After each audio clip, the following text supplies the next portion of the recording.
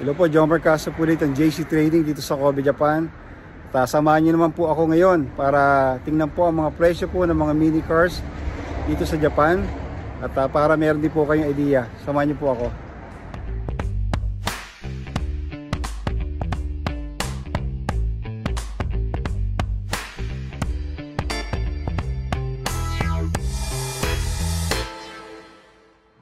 Okay, so nandito po tayo ngayon sa mga nagbebenta ng mga used mini cars dito sa Japan, along the road.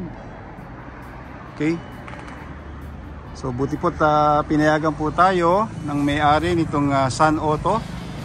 Ayan po. Okay, so ako nagtanong po kung po pwede nating makunan ng video ito po mga mini cars or mga mini truck na rin po na binebenta po dito sa Japan, for local. Okay, so ating pong alamin para may idea lang po tayo. Okay, so umunahin po natin itong ito po ay gawang Suzuki. Okay, brand niya po ay Suzuki. Ito po ay 4-wheel drive. Yan. At ito po ay automatic shift. Ang makina niya po ay DA16T. Okay, so ito po ay year model. Kung 26 po minus 2, 24. Ito po ay 2014 model. Okay. So ang kanya pong tinakbo na ay 43,000. Kapag 43,000 po ang mileage, ito po ang halaga niya. 668,000 yen. So sa presyo po natin, sa peso, siguro ito po ay mga nasa 260,000 pesos. More or less, no? Depende po sa exchange rate, no? Ang palit po sa atin ngayon ay nasa 0.40 against the ano po sa 1 yen. Okay? So ang 10,000 yen po ay more or less nasa 4,000 yen. 4,000 pesos. Okay? So ito po ang unang nilang presyo. So mapupunan niyo po dito kapag low mileage, medyo mataas ang presyo po nila. Okay, so ito po ay year 2014 model. So 2014, so ito po ay 9-year-old pa lang po na unit, pero ang kanyang kondisyon mukha pa rin pong brand new. So ayan po ang tsura niya, no? Malinis, sariwa pa po ang unit. Okay, ayan. So ang pangalawa, ito gawa naman po ng Mazda. Okay, ang kanyang year model, saan ba? Hindi nakasulat. Ito po ang year model. Tama ba ako? Teka, year model. Okay. So maaring ito, not sure lang po kung ano po ito. Alamin po. Ayun ang year model, sorry. Tama. Ang year model niya po ay 3030.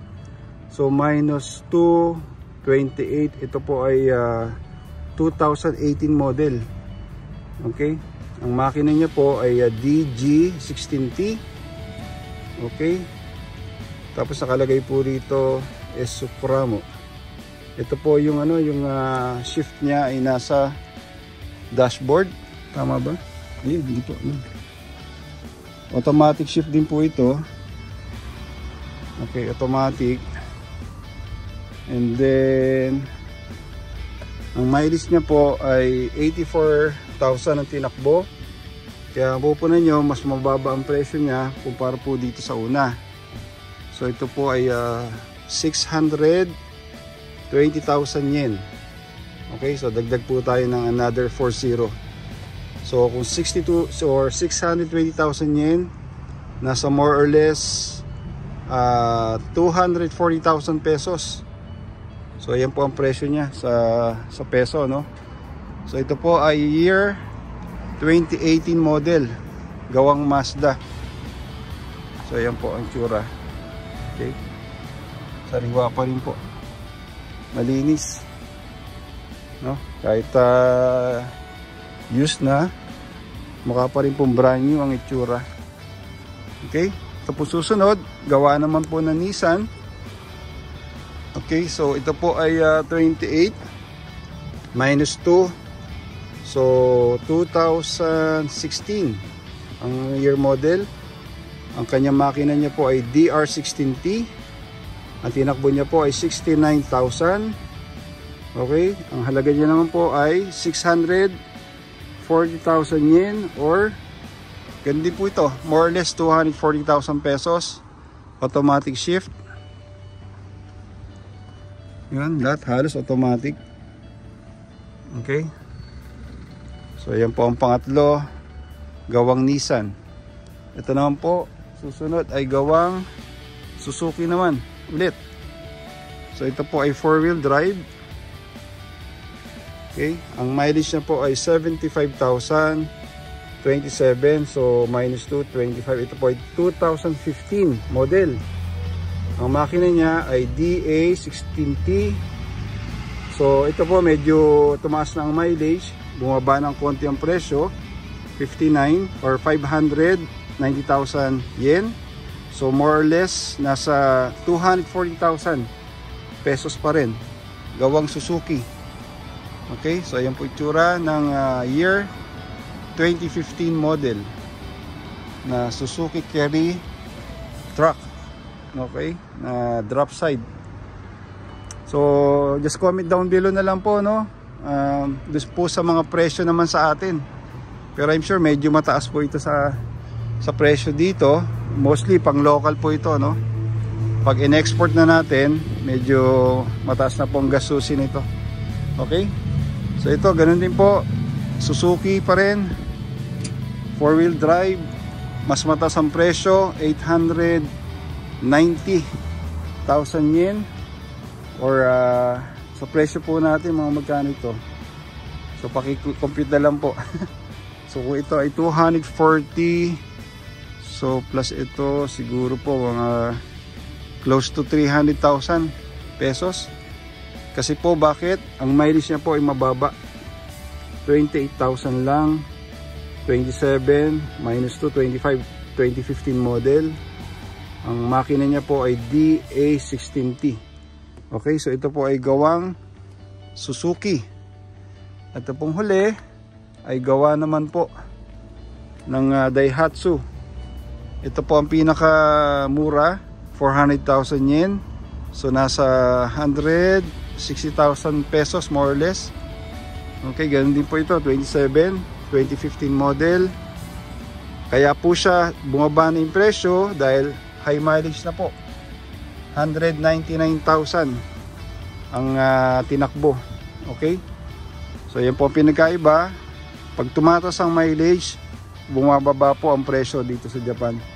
Pero po sa atin, hindi ganun ka big deal, ano po. Kahit tumaas ang ang mileage, pero maganda naman ang kondisyon ng makina, performance, minsan ganun pa rin po ang bentahan, di po ba? Tama po ba ako? Okay, so ayan po ang presyo nito mga mini truck dito po sa Sun Auto. Okay, pero meron din po sila mga ibang binebenta rito ng mga mini SUV. Okay, silipin na rin po natin. Okay, so ito po ang mini SUV na Mini Pajero. Ayan po ang presyo niya, 490,000 yen. So close to na po ito, 500. So nasa around 200,000 pesos ito pong Mini Pajero. Okay, na ito po ay 23 year model, so 2011 model. Okay, so ito naman ang minivan. Ito po yung tinatawag sa ating transformer. Ito medyo may kataasan.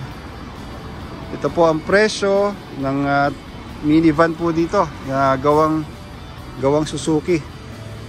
Okay, so 740,000 yen, multiply po natin ng 0.40, so close to 300,000 pesos, no?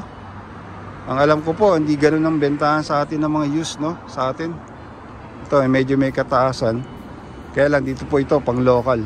Okay, so ito pong Suzuki na minivan 29 minus 2. So ito po ay year 2017 model. Okay, ang tinakbo na niya ay 58,000. Okay, so ganun po. Ito ang DA17V.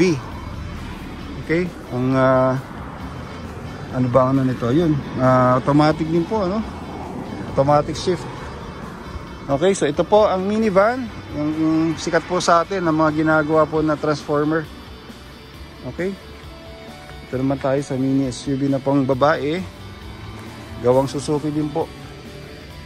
Yan, ang halaga niya po ay 640,000 yen, 0.40, so more or less 250,000 pesos ang halaga po nito, no? Ang cute. Yan po.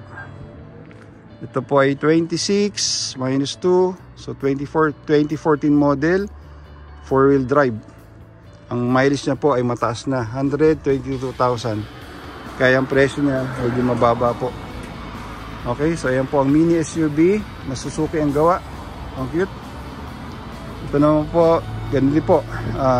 Medyo mataas ang presyo nito. Ito po ay 87,000, kaya ito po ay 948,000 yen. So close to 950,000. So ilan po yun? 0.40, 270, tama ba ako? So yun, more or less 300,000 pesos ang halaga po nitong ganitong design naman po, ano? Suzuki pa rin po ang brand. Okay, loaded siya, no? May TV, navigation, 4-wheel drive, 87,000 ng tinakbo. So ayan po. Dito naman po Honda Civic. Okay, tingnan natin Honda Civic, 758,000 yen. Okay, so ayan po ang mga binebenta po nila dito. Okay, so may nadagdag na mga sedan. Okay, ayan po. Okay, so magpapaalam na po ako. Sana nagustuhan niyo po ito aking mabilis sa sharing at nagkaroon lang po kayo ng konting idea kung magkano po ang presyuhan dito po sa Japan ng mga used mini cars. Okay, mga mini trucks.